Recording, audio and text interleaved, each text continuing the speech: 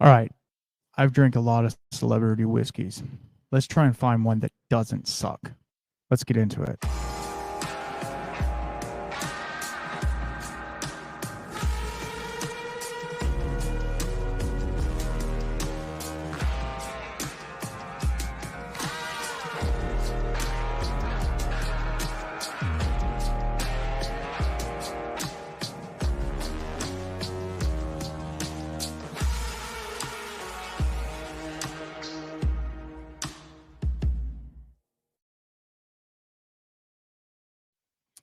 All right, guys, we're back again.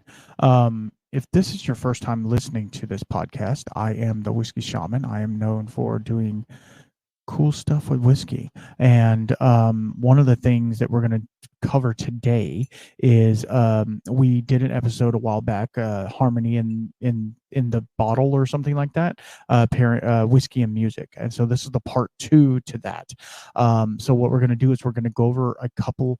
I'm going to tell you a little bit about some of the things I learned along the way, and we're going to actually dip into a couple of celebrity whiskeys.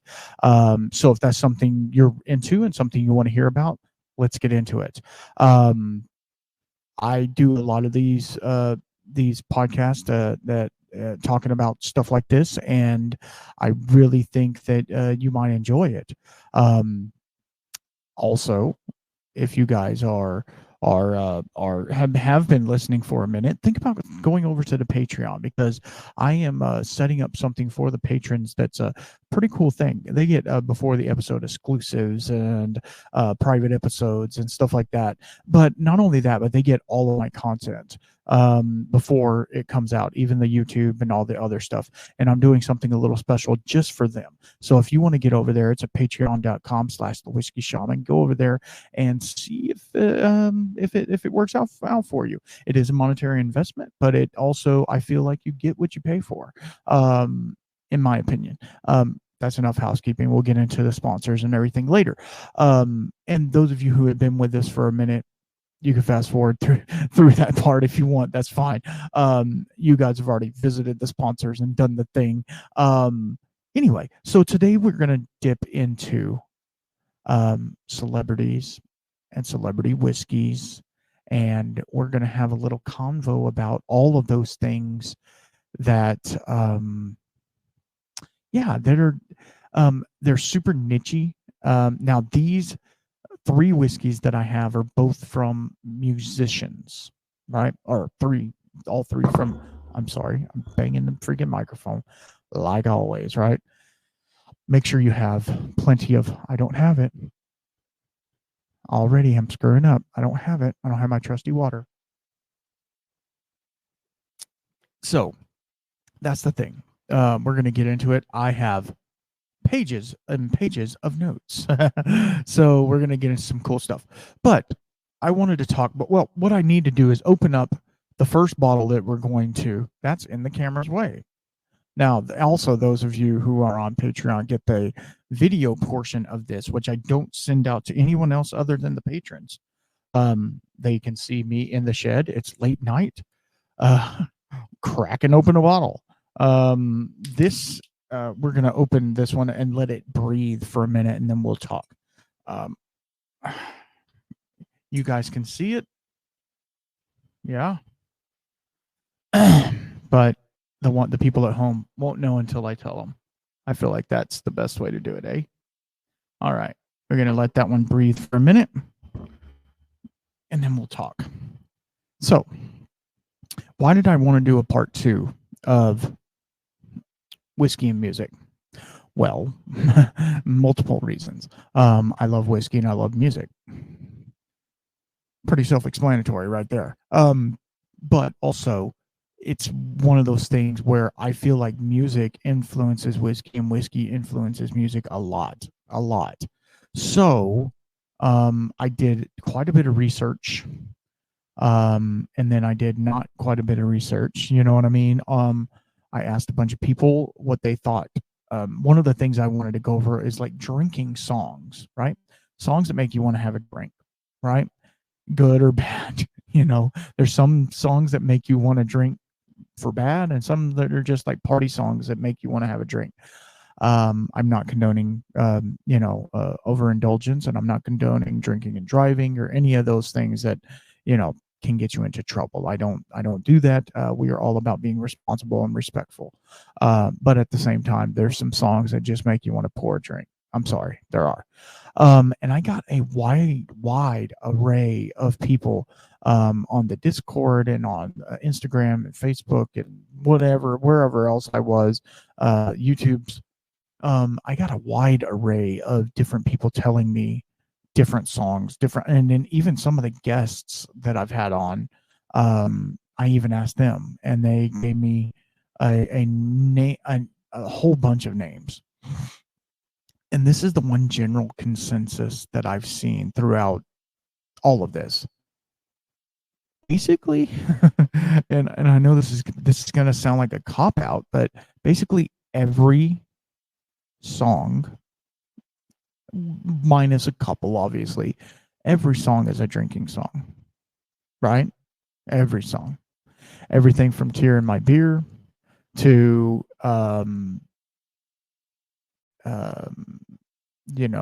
I'm trying to think of a totally opposite from "Tear in My Beer," to Chofsky, or something like that. You can. Some people like to listen to classical music and go have a glass of wine. That's still drinking the music, ain't it? Some people like to drink beer when they're on the boat. What are they listening to? They're listening to music, right? So it really just kind of turns into a, what are you into? What are you liking? There are songs specifically for whiskey. And we kind of went into that on the last episode. So go listen to that one if you haven't listened to this one. Hopefully you have. But at the same time, it's like any song that you listen to can be a drinking song. There's a song, and I'm not going to sing it for you. I'm sorry, I'm not. There's a song that recently came out from Cody Jinks. I don't know if you know who Cody Jinks is, but he's like a Texas country singer. But he also has a little metal in his repertoire. And he came out with a song called "Think Like You Think," and you're like, well, that doesn't sound like a drinking song. Well, it's kind of one of those. I have again, my mustache hairs are getting stuck in the microphone, and I'm very sorry. You're like, well, that doesn't sound like a drinking song. Well, it's a drinking song, but not in a good way.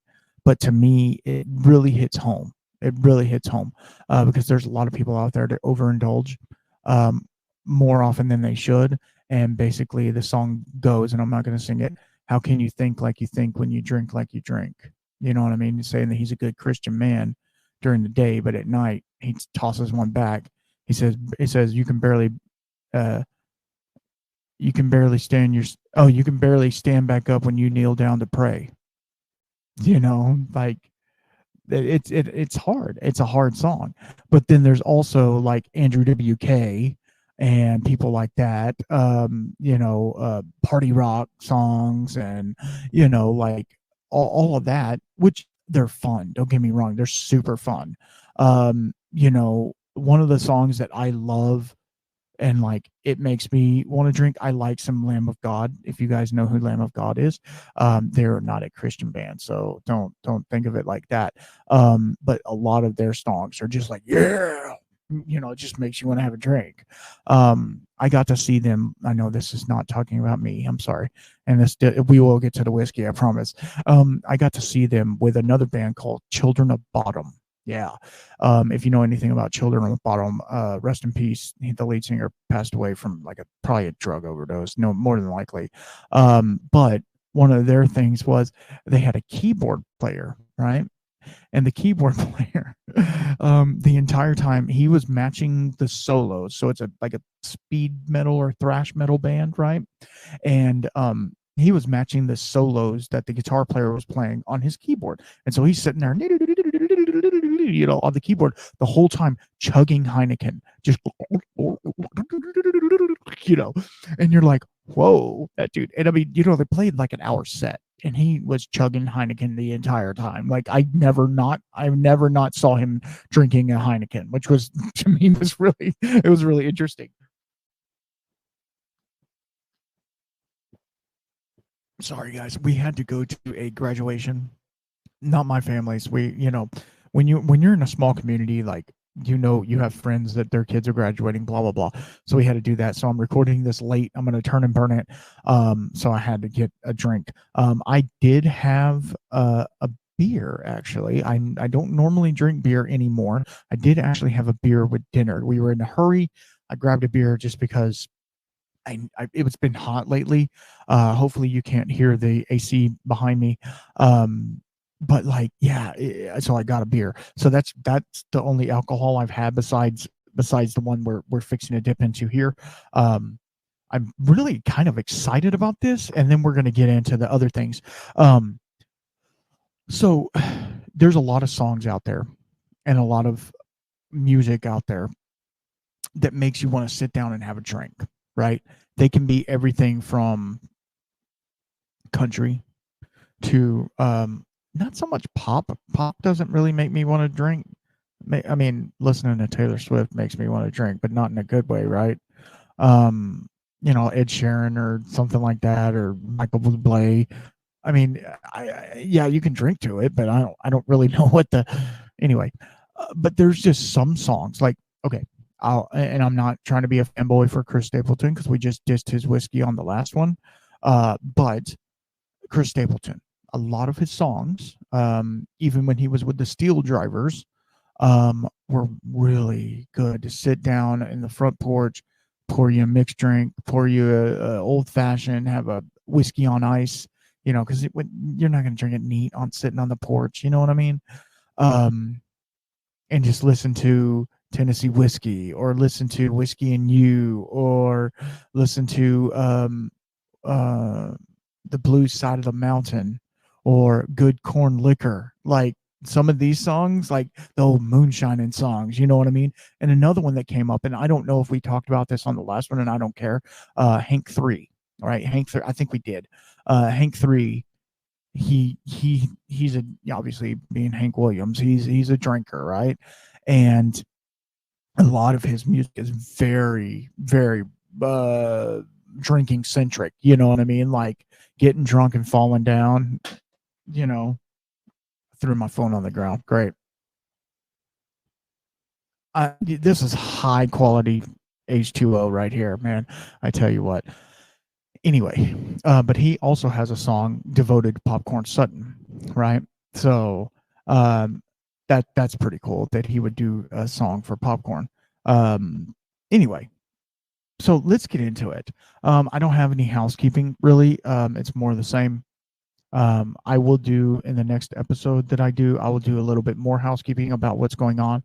I was on a couple of live streams, Whiskey Wisdom and somebody else. I don't remember. And then I had a live stream as well. It didn't go as well as I wanted it to. It was on Mother's Day. It didn't hit like I wanted it to. I gave away some samples. It was fun. 2 of the samples are still sitting here. I need to get those out. We tried the Claremont Steep American single malt from Jim Beam. Yeah, and it was actually decent. It wasn't horrible.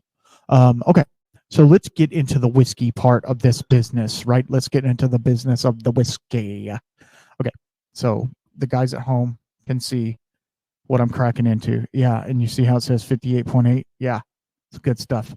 Oh, I don't know yet, but we'll see. This is Heaven's Door. Yeah, Heaven's Door, straight bourbon whiskey. It doesn't tell you where it's from, though. Cast strength, single barrel, selected by the Barrel Outlaws.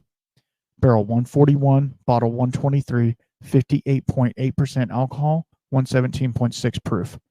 Well, it even tells you the mash bill. Oh, it's Indiana.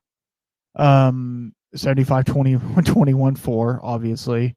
So this is MGP juice. Like everything else, the 75 warehouse W&G char number 3 medium toast. Yeah, that's all it says. So let's get into the whiskey. It's a cool bottle too. Let's get into the whiskey, and then I'll get into the research part of it. I'm gonna do a little tasting notes for you. It's super MGP-ish. Bob Dylan, right? Bob Dylan collaborated with Heaven's Door, or created Heaven's Door, or whatever, to make this product. This is one of the first single barrel cast strengths. This is a pick that I got. Don't ask me how I got it, okay? I got people that got people, okay? It's a really nice nose for a bourbon. I mean, for a bourbon, you know what I mean? Hold on, let me get into it. I'm trying not to do the thing. So, oh wow, that's really nice. It's a really nice whiskey. It really is. It's a little spicy from the rye. Has a lot of corn, candy corn, almost not candy corn, caramel corn with a rye hit, and then a little astringency on the back end. It's really nice. Really, I'm actually going to pour a little bit more. I know. You guys are with me for the long haul tonight, guys. Y'all just gotta. We got 3 whiskeys to go through, so I might be tooted. No, we're not going to get tooted, guys. Okay, so I'm going to my notes. Now, I will tell you this. I did some research. Bob Dylan had little to no influence on the actual whiskey in the glass. Nomenclature. Bob Dylan's a cool dude from what I've heard. Bob Dylan's involvement in Heaven's Door whiskey extends primarily to the artistic and the conceptual aspect of the brand, rather than the technical details of blending or distillation. He collaborated closely with the Spirits Investment Partnership, or SIP, an experienced whiskey maker, to bring the vision to life. And here are some of the specs. Dylan's creative input is evident in the brand's design, packaging, and overall aesthetic, which featured his Iron Gate sculpture. The brand's name is thematic element is inspired on his song "Knocking on Heaven's Door." We all know that song. I like the Guns N' Roses version better, but knock, knock, knocking on heaven's door. Come on, man, that's some good stuff. Have you seen Axl Rose lately? I'm sorry, I'm going off on tangent. This is what happens on this podcast, guys. If you don't like it, I'm sorry. The next one is a banger, so just go fast forward to that one. Have you seen Axl Rose lately? Oh my god, yeah. How come all those '80s guys, they just get bloated at the end? I guess because they quit taking drugs or whatever. Now they're like, oh god, Dylan was okay. Concept and vision. Dylan was involved in shaping the brand identity in identity. Also, I can't read, so just bear with me. Ensuring that it reflects his artistic sensibility and personal taste. His input helped to guide the development of the whiskey to align with his vision and quality and craftsmanship. So they're taking squib juice, aka MGP. Slapping a label on it. The actual blending, aging, and producing of the whiskeys were managed by skilled master distillers and blenders. Yes, MVP are master distillers, and they might. This is a single barrel, so it wasn't blended. Dylan worked with these experts to create the product that meets his high standards of taste and quality. He might have got a sample. They were like, "You like this? Yeah, it's good, dude. I like it." Okay, I don't know why he talked like anyway. While Dylan may not have been hands-on with technical aspects of the whiskey making, his preferences and taste have influenced the final product. His involvement ensures that whiskey retained the authentic and distinct character. In summary, Bob Dylan's role with Heaven's Door whiskey is more focused on the artistic and conceptual framework, while the technical whiskey making was executed by someone else. Oh, I have it, don't I? I have it.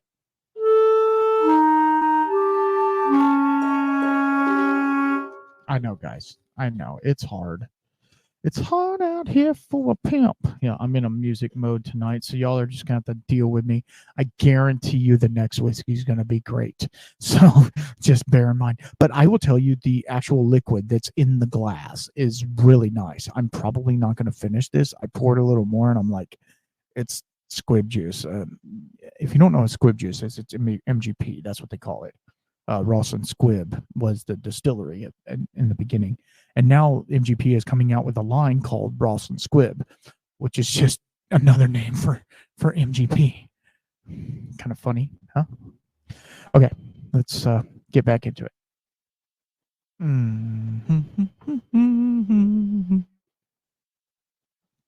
That was a pretty big chug.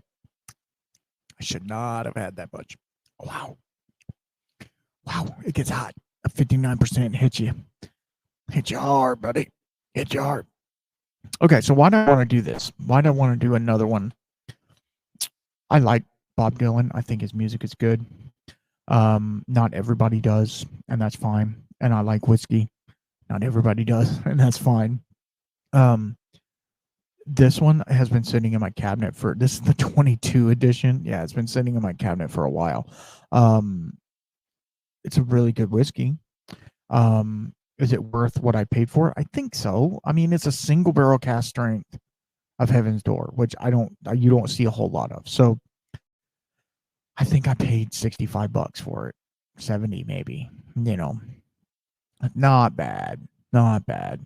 People pay a lot more for Penelope, so it is what it is. I might throw a finishing stave in it. No, I'm joking. I'm not. I might actually. No. So yeah, I mean, it's not great. It's not great, but in my intro, I said we're gonna find a celebrity whiskey that's actually good. Okay, and that's my goal for this entire podcast is to try. I'm going to open my second one. This is a sample. I'm trying to get it in the camera. I will tell the people at home about it in a minute. We're gonna pour it into the glass. I have a feeling I'm going to like this one. I don't have a whole lot of a sample, but I have a feeling I'm going to like this one. I did like the other one. I just feel like I'm going to like this one a little bit more. So getting back to music, right? Everybody has a musical preference. And if you don't have a musical preference, what are you doing? Like, seriously, I feel like everybody listens to music of some kind. I don't care if it's gospel music or whatever. You're listening to something.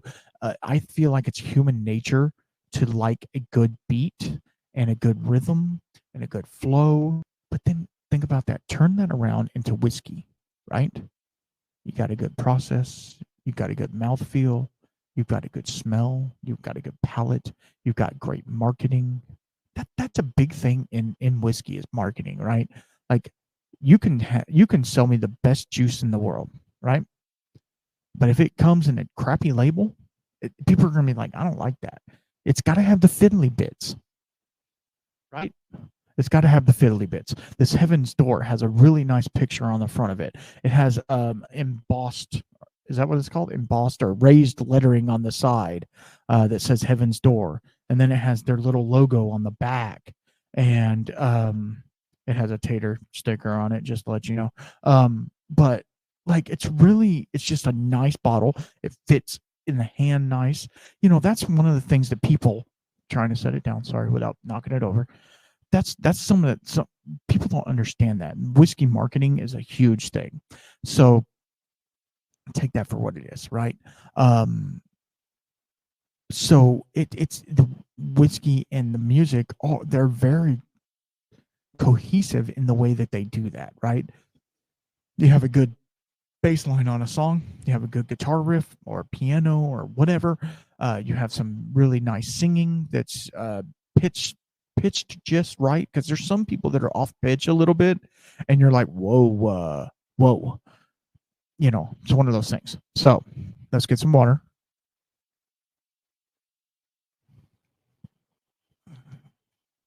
I'm not going to keep you guys all night, right? I'm not going to keep you all night because these next two I have quite a bit of notes on. Because I feel like they're some of the better celebrity whiskeys out there. Now there's celebrity alcohol all over the place, right? George Clooney has a tequila. So does George Strait.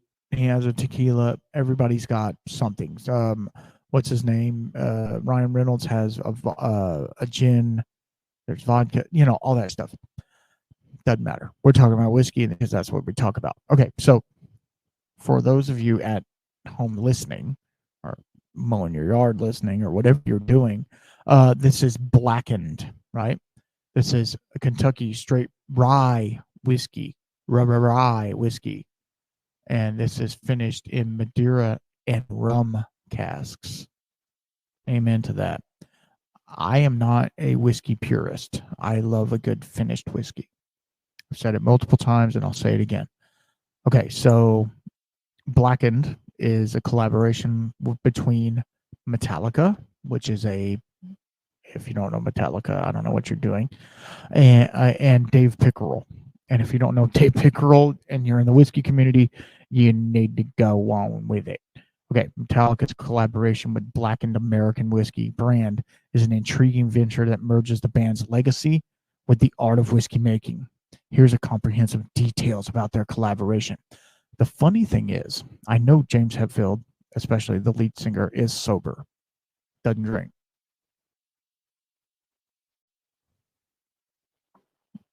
But that doesn't mean, I think it was mainly Lars, the drummer. Okay, let's just see.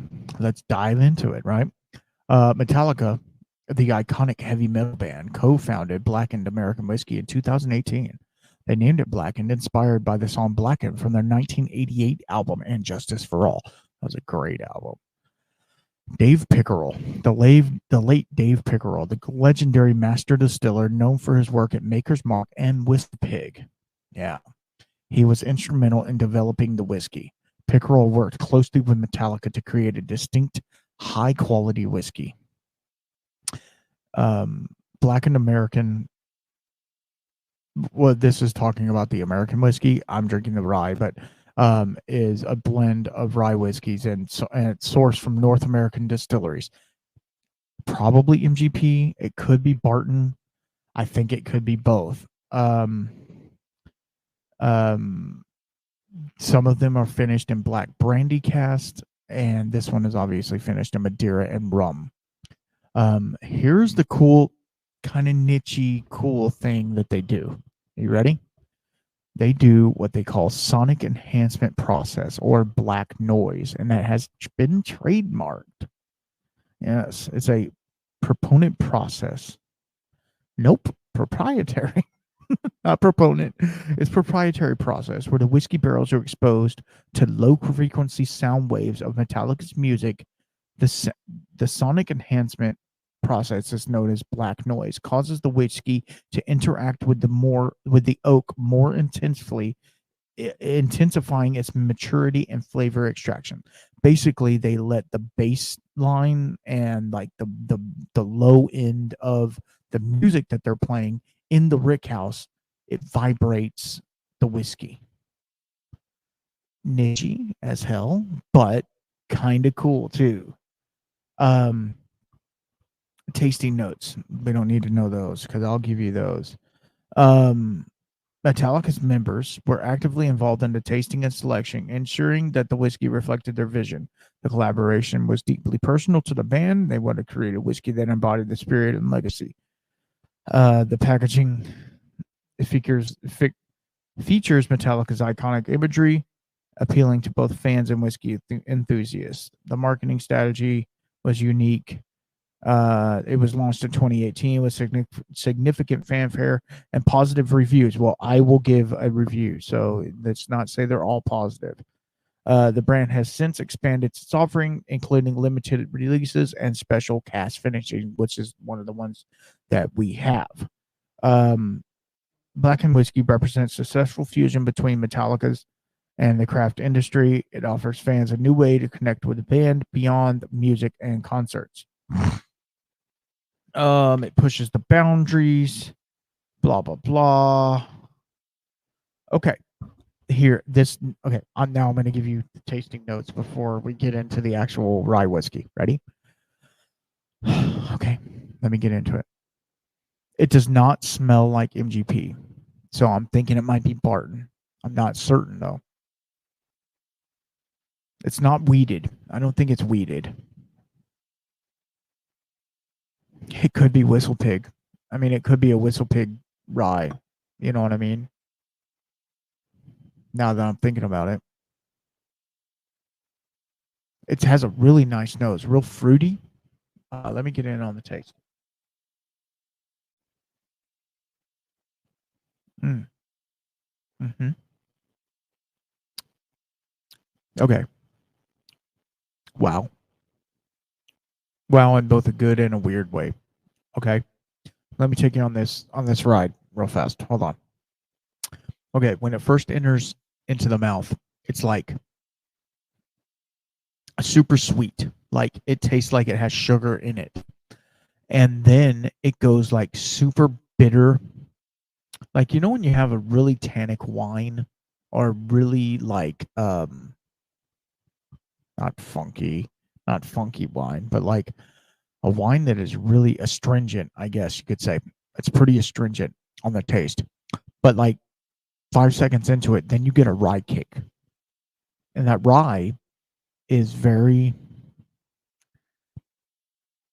herbal, but yet it's also like maybe a little dill, which I don't normally like dill, right? Like I love dill pickles and stuff like that, but I don't like dill in my whiskey. That's weird.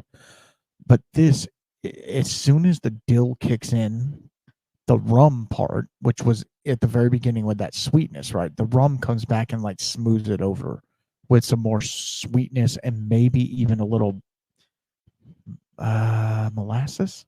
I'm gonna go one more time. Mm-hmm.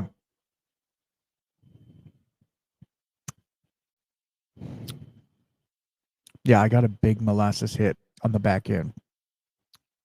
Yeah, it's a short ride. There's not a whole lot there, but what is there is good. Like if that bottle was, I mean, it's a celebrity, it's this, it's that. If it was, I might pay $80 for that bottle and sit and enjoy it. It would be great in a cocktail. Now, here's the thing: I'm not a whiskey purist, like I said earlier. Um, I believe the best whiskey is the whiskey you like to drink the way you like to drink it, right? I feel like that would be really good in an old fashioned or a whiskey sour because it does have a little sour tinge to it. Not bad. It's not a bad tinge. It's just a little sour tinge. Okay. Put a pin in that. Okay. For Rye the Lightning. That's what they call it. Rye whiskey finished in Madeira cask and rum cask. Ba, ba, ba, ba, ba. Oh, that's funny. Yeah. Okay, so let me get rid of this page. I got this trash can right here. Oh, got him. Okay, so what Metallica does when they're aging their whiskey is they play a certain playlist of songs for each barrel or for each set of barrels, right? Let's say there's a barrel warehouse that has 50 barrels in it, 100 barrels in it, and they're going to dump those 100 barrels. They play a certain playlist and they say it gives, a certain profile.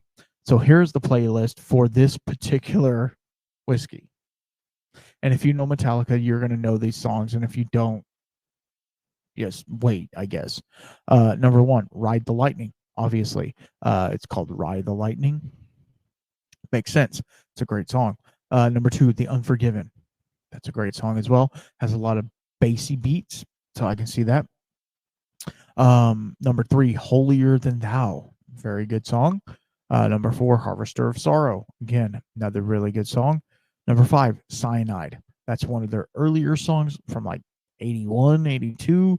Not my favorite. Number six, And Justice for All. Great song. Number seven, Damage Inc. Number eight, Leper Messiah. Another great song. Number nine, The Day That Never Comes. It's a good song. Number 10, confusion. Don't know it. These tracks were chosen to create a specific low frequency sound to influence the interaction between the whiskey and Madeira and rum casks, enhancing the flavor profile of the rye whiskey. The playlist reflects a mix of Metallica's classic and more recent works, embodying the band's dramatic energy and diverse musical range. And I will give that to Metallica. I will give it to Metallica. Um, Everybody, and I'm sorry, I'm not trying to go on this tangent of music. When Metallica got done with their what they called the Black Album, right, which was the one that had Inner Sandman and Sabbath True and Unforgiven and all those songs that we all know and love of Metallica, right? After that, they came out with Load, and everybody was like, "What?" They cut their hair off. They weren't heavy metal. They weren't banging their head the whole time. They were still jamming out, but they weren't. It wasn't the same, right? And so a lot of people poo-pooed them. I was one of those people. I'm not gonna lie. I was one of those people. I'm like, this music sucks now. Now there is a couple songs on the newer stuff that's okay, but like I just kind of dropped them. After that, I'd rather listen to some of their older stuff. Anyway, moving on. The whiskey. Let's talk about the whiskey. Those of you at home know that there's nothing in this glass. Well, now all your listeners know. Hold on, there's a drip. Wow. I have about, I don't know, what, a little over an ounce left. That was a sample. Okay, let me talk about that. That was a sample given to me by Miss Bonnie on the Discord. She gave me that sample and another sample of a whiskey that was aged on a riverboat. Yeah, kind of cool. I said I'd never tried the Madeira finished blackened. I've tried the blackened, the regular one. It's okay. It's not great, but it's okay. The rye, like that one's pretty good. I'm not gonna lie. I would purchase that bottle. So yeah, I feel like that's a pretty good win. So it's not gonna do it. So thumbs up to that. Yeah, thumbs up. Let's go. Yeah. So it's one of those things. Yeah, I don't know. It's just a good whiskey. I don't know. Thinking it's probably Whistle Pig. That's what I'm thinking. Since it was Dave Pickerel, you know what I mean? He probably had some connects over at Whistle Pig. I'm sure he does. I mean, R.I.P. Obviously, he's long past now. Good Lord, I think he died in 2019, something like that. All right, so we're gonna do a fresh crack. You guys will see what it is or hear what it is real fast. Let me get it in the glass. I want to. I'm going to right now. I'm going to do it. And you guys are going to know as soon as you hear this.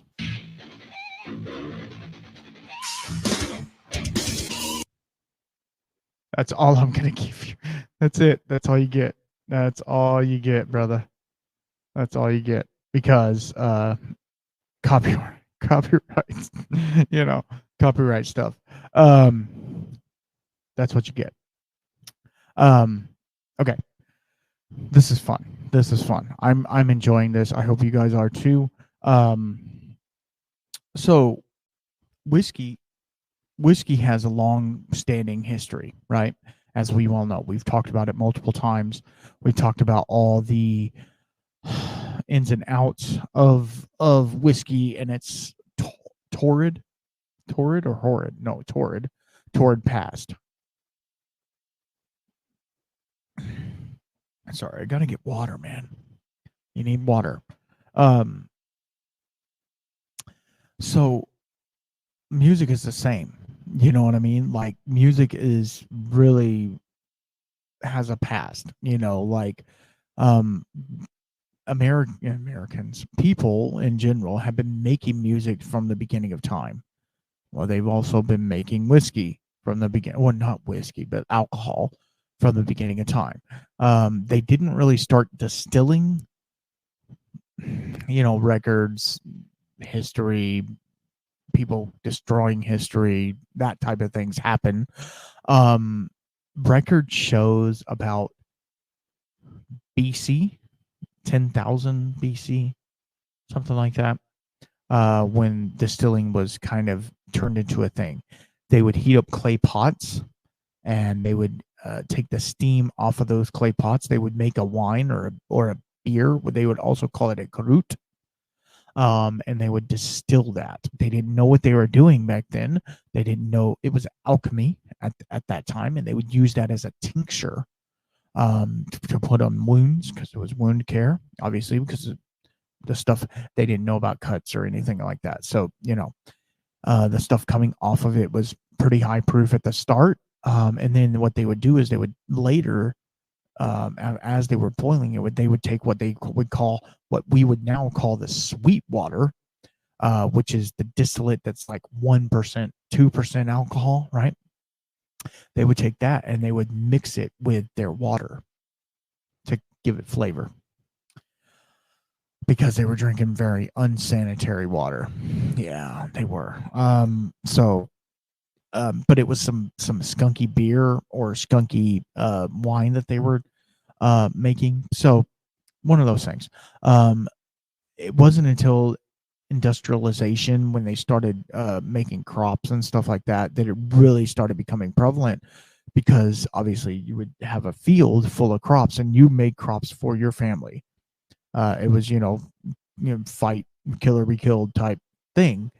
So you make crops for your family, but you make a whole field of wheat or a whole field of corn or barley or whatever. And you can only hold so much. You can only sell so much. Um, you make an abundance, right? And so instead of filling the grain silo and have it go bad, what they would do is they would make a beer or they would distill it. You guys already know the history of distilling, but that's basically where it came from.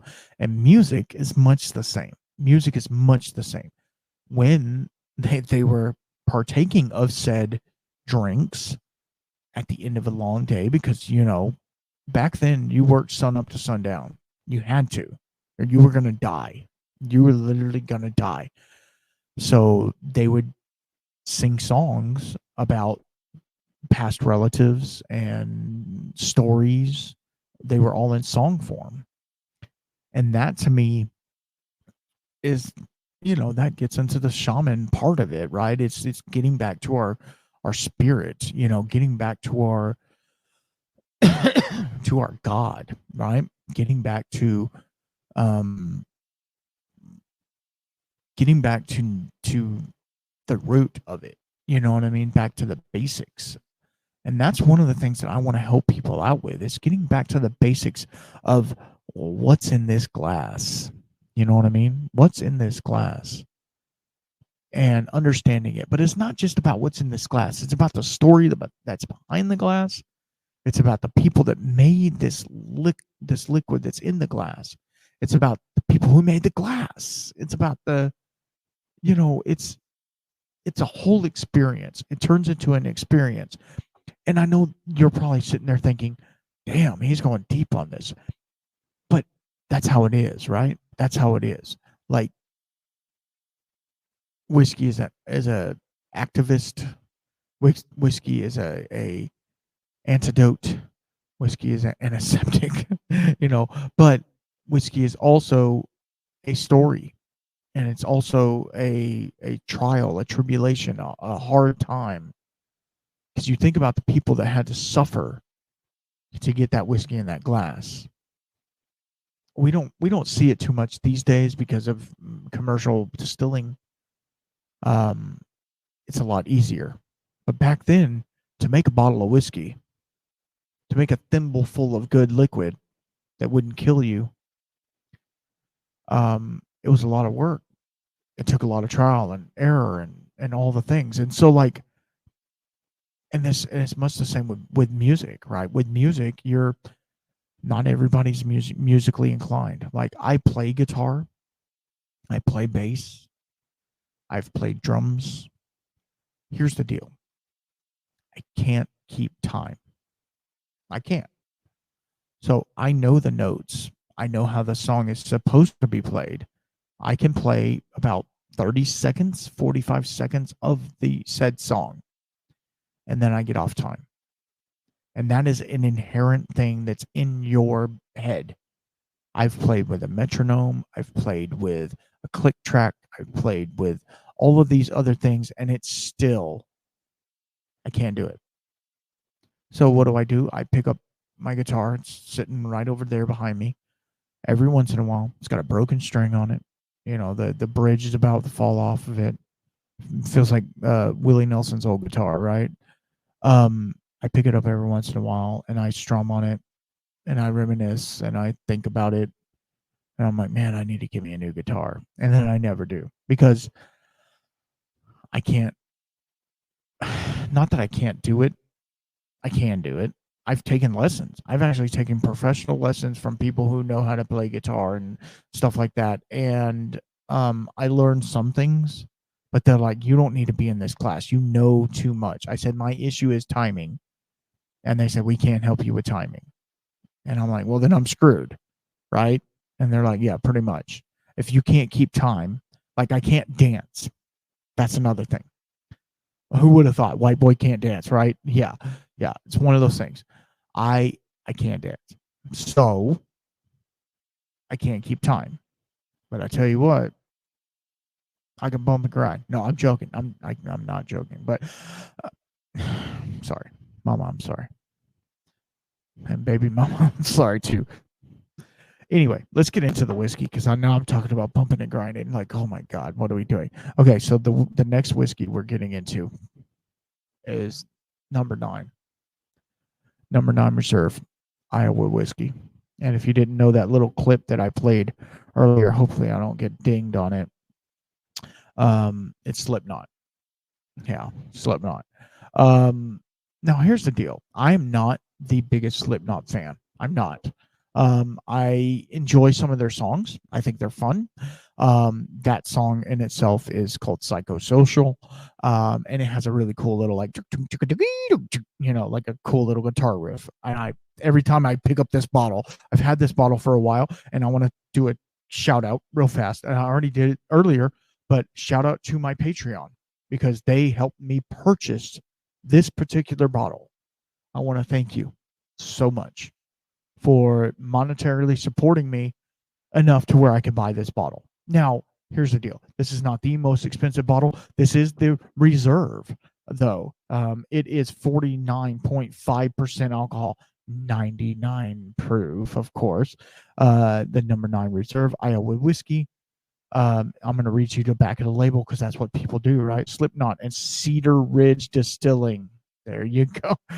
We got it. 2 groups of people born and raised in Iowa and committed to the quality and hard work. We collaborated on our number 9 whiskey, which is in addition to Iowa corn. Get some extra spice from the rye content. Hope you enjoy it as much as we do. Live life. And as always, cheers. Clown. Now, Clown, or his name is Sean. Slipknot's a band that has 9 members in it. Yeah, that's a big band. Clown is the hype man. He plays a keg. Yeah, he bangs on a keg every once in a while.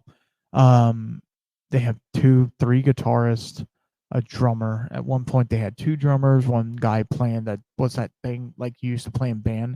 Like that thing. The guy playing a big bass drum. And then a guy play a DJ, a lot of guys, and a singer, obviously. They are a super cool band. They wear makeup and masks and all the things, and like they have jumpsuits. And look them up. They're weird. They're crazy, but they've changed a lot over the years. I remember them when they first came out. They came out with their first album, obviously, and it was like so different than any other music that I've heard in the past. Like I was always into really heavy music, like really hardcore heavy music. Like I love gangster rap and stuff like that. This was way different. It was a lot of screaming, but yet it was also a lot of weird, like funky drum beats and stuff like that. I'm hoping. Okay, stop right there. I love Cedar Ridge. I do. Cedar Ridge out of Iowa. They're amazing. I'm trying to get them on the podcast. Murphy, if you happen to listen to this, because I'm going to put that old number 9 in the thumbnail. Maybe he'll see it. He's the head distiller, owner's son, I think. Anyway, if you see this, please let's have a little convo. But anyway, I love Cedar Ridge. I bought their 100% malted wheat whiskey from Lost Lantern. Oh man, so good. I'm next episode we're gonna do. It will have a little tidbit of a another podcast I did with my buddy Richard over at Whiskey Provisioner. Yeah, and we paired said Cedar Ridge with tea. Yeah, it's pretty crazy. It's on his channel right now. If you want to go check it out early. I wanted to wait until we did one of the other whiskeys that they're soon to come out. But I'm just, hurry up and wait on my part. All right. I'm going to take a drink of this because I've been talking for a minute. Actually, I smell first. And then we'll get into I got a bunch of notes on this. Cedar Ridge to me is super creamy, right? But it's also like, this is their bourbon. I'm used to drinking their either their malts or their wheat. So it's really nice.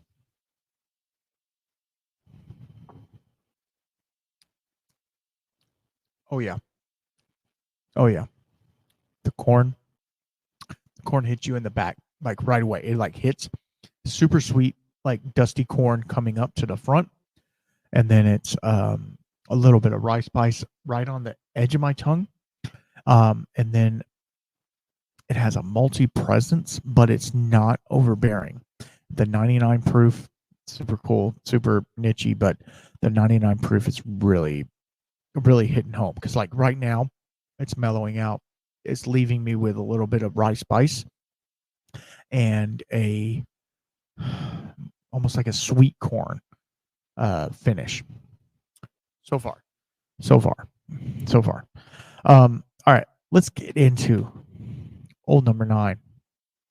Slipknot, the renowned heavy metal band, collaborated with Cedar Ridge Distilling to create old number 9. No, number 9. It has deep roots in Iowa. Cedar Ridge's expertise. Here's the key details. Slipknot, formed in Des Moines, Iowa, has a strong connection with their home state, and they wanted to highlight it through this collaboration. The band members were actively involved in this and making the final blend. Cedar Ridge is located in Swisher, Iowa. Is the state's first legal licensed distillery since Prohibition. I did not know that. They're known for the high-quality bourbons and ryes and single malts. Like they didn't put single malt, but single malt. Cedar Ridge brings craftsmanship and expertise to the partnership. Okay, let's go to number 9 Reserve. The higher end variant is also, it's aged longer. I think it's 6 years old. And it is richer with more nuanced flavors. This reserve version highlights the deeper notes of oak, spice, and dark fruit. It featured notes of vanilla, caramel, hint of cinnamon spice, balancing smoothness and complexity. Okay. Band members particularly percussionist Sean Clown Crahan, were hands-on in the tasting session and decision making. The goal was to create a whiskey that represents the band's intensity and creativity while being accessible whiskey for enthusiasts.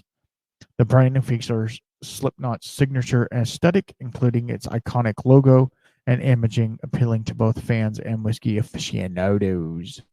The collaboration was announced in 2019, generating a significant buzz. Both they the old number 9 reserve has, why do I say old number 9? It's not old number 9, it's number 9 reserve, has received positive reviews and quality and flavor appreciated both by Slipknot fans and whiskey drinkers. This collaboration is a testament to how the music can spread and it can intersect. It offers fans a new way to connect with Slipknot. Blah blah blah. It highlights Iowa's local industry, promoting Cedar Ridge. Let's see what else. They worked closely with them. The final product is 60%, a blend of 60% bourbon and 40% rye. Reflects the Slipknot's input. Didn't know that. Blah, blah, blah, blah, blah. I hate that when it just goes on. It goes on, and it just talks about how the craftsmanship and the quality and all the. Let me tell you this. I'm going to go back into it real fast. So, on the nose, it's super corn heavy. Has a little creaminess.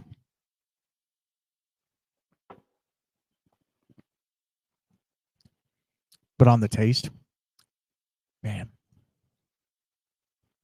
it's Midwest. It is Midwest for sure. As you guys well know, I just recently did the podcast with Lost Lantern, and we dipped into a couple of Midwest whiskeys, and this is Midwest.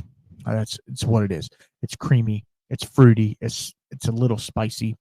Has a lot of corn influence. Has a lot of, not corn, Slipknot, but you know what I mean. Has a lot of corn in the influence of it. It's just a really nice profile. It's developing on my tongue as I talk, and it's really, man, it's a great whiskey. It really is. So if you guys want a sample of this, let me know. I'd be willing. I can't give you the blackened sample. Sorry, there's like not enough there. Patreon first, obviously.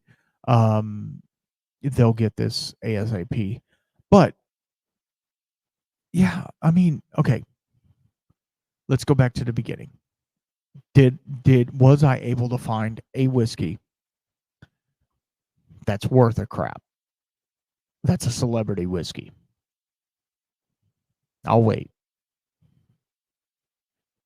The answer is yes. I believe personally, and this is personal opinion and only personal opinion, so take that for what it is. I believe that we have found two, not one, but two. The blackened Madeira rum cask, to me, it might be a little funky to somebody, and then the Cedar Ridge, the number 9, especially the reserve. Now, I have not tried the other one. I'm sure it's just as good. It's just a little younger. So take that for what it is. But this number 9 reserve is pretty great. It really is.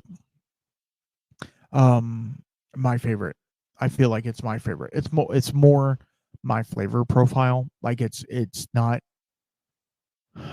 I like the other one because it has that finish to it, but it's a finished whiskey. I really only like it for the finish. Right? Does that make sense? This one, on the other hand, has a good flavor throughout the entire whiskey. So that means something, I guess. And the fact that Sean, Clown, whatever you want to call him, was active in the blending and the tasting of it. A lot of these other ones, like, they said that Lars like showed up on when they were fixing to do bottling, and he tried a sample, and Bob Dylan maybe went into the Rick House one time and smelled the whiskey, but like that's how most of them are, like Whiskey Gypsy and all of these other ones. They're like, come on man, you're just riding this train, You know what I mean? Whereas I feel like blackened, it's riding a train. It's cool. It has a niche with the black noise or whatever you call it. It's cool. It has that niche, but it's still sourced whiskey that they're doing something weird to a finish, right? Whereas number 9 is Cedar Ridge whiskey collaborating with Slipknot, and Cedar Ridge is making a specific whiskey just for them. That to me is super cool. I wish they would make a specific whiskey just for me. You know what I mean? That'd be kind of cool. But anyway, in conclusion, should you try a celebrity whiskey? I think you should. Watch out for the gimmicks, obviously. If it says distilled in Indiana, not that I'm saying anything bad about MGP or anything like that. It's going to be the same thing as everything else out there, right? So try to look for something that's a little different. You know, like at least this blackened is a finished whiskey that they finished it in something and made it different than just base product, mass produced with somebody's name on it. You know what I mean? So take it for that. Whiskey and music have a huge relationship. It's a abusive relationship, but it's also a very cohesive relationship. Yeah, I mean, it really opened my eyes, especially this Cedar Ridge, which I knew. Okay, I didn't know. I fresh cracked this bottle tonight with y'all, but I knew coming from Cedar Ridge, it's going to be good. There was somebody, and I don't know who it was. It might have been It's Bourbon Night, and I normally like everything that they put out, but I think they gave this some crap, and I'm not sure why. Because to me, this is as good, if not better, than any other, bourbon that I've tried.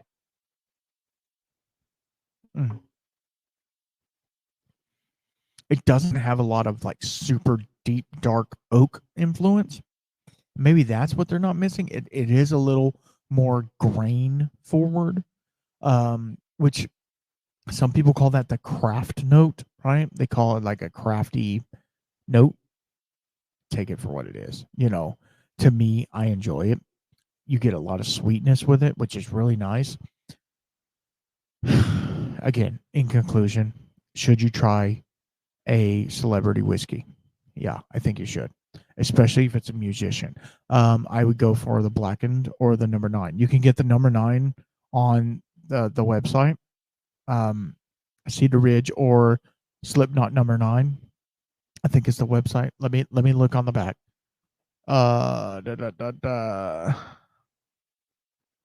Oh, it's aged a minimum of 4 years. 4 years old. It doesn't say. It doesn't say the website. It's fine. It's fine. I thought it was really good. So let's talk for one split second before we go about our sponsors. You know them, you love them. Bad Motivator Barrels. I've got 1, 2, 3 behind me. These guys are doing amazing things with small barrels, and this isn't just for the guy who's doing some, not so some shady stuff in the shed trying to sell it on the black market. That's not what it's about. It's about going to a local distillery, taking some of their new make spirit and putting it in a barrel and seeing what it does in your house. It's totally legal. There's nothing wrong with that. Or making a beer or a wine or a mead and throwing it in one of those barrels, right? And seeing what happens. Or doing like I have right here, the infinity barrel, right? Putting whiskey, already made whiskey, in there and double oaking it. Now, these are larger barrels. They hold about 850 milliliter bottles. 750 milliliter bottles. So it's like a 2 gallons about. So that's a lot of whiskey you'd have to put in there, but at the same time, it develops into flavor. And I will tell you, my infinity barrel is turning amazing. It really is. Sherry bomb. Sherry bomb. It's so good. Psych Man can attest to that. Psych Man's one of the patrons, and he got a sample of this, and he's like, yeah, it's a sherry bomb for sure. But yeah, they're just doing amazing things, and you need to go check them out. There will be a pinned link down below that you can go check them out. It doesn't cost you anything more, and it gives me a little ding. And then I want to talk about my buddy, Zach Smith. Yeah, you know him, you love him. Z Smith Whiskey and Mixology. He's doing really cool things. He has a lot going on his Instagram and his Facebook page. Please go give him a like and a follow. I will have it pinned down at the bottom. He loves to do cocktails of the week, short stories about whiskey and spirits, not just whiskey, but spirits in general. So please go check him out. He's doing really cool stuff. He is a fountain of knowledge when it comes to whiskey and whiskey stuff.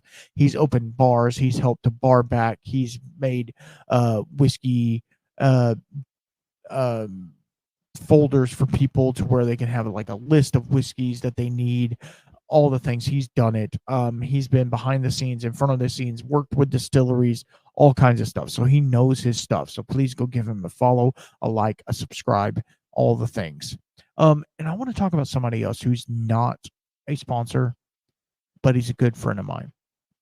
And it's Whiskey Decisions. Yeah. whiskey-decisions.com, I think. I will find it and put it in the thing. They are basically a weekly or sometimes bi-weekly newsletter. And what they are doing is they are telling you about the market that's going on right now with certain bottles and certain things in the whiskey industry that, like, hey, this is the Stag Junior just went through the roof from here's what it was in 2018, here's what it is in 2024. And he kind of goes and he does deep dives on all of that geekery, if you want to call it that, all that geekery about the investment and the monetary part of it and the inflational things that are happening with whiskey right now, which I feel is really super cool. So go give him a follow as well. He doesn't know I'm doing this. I'm just doing this out of the kindness of my heart, because I love him and his stuff that he's doing. He has a lot of good stuff that you need to go look at. So I'll have that pinned down below as well, if I remember. If I rewatch it this far. But all that being said, I thank you all for being here. I thank you so much. If you have any requests for celebrity whiskeys, let me know. Hit me up on the socials, on all the things. Please let me know.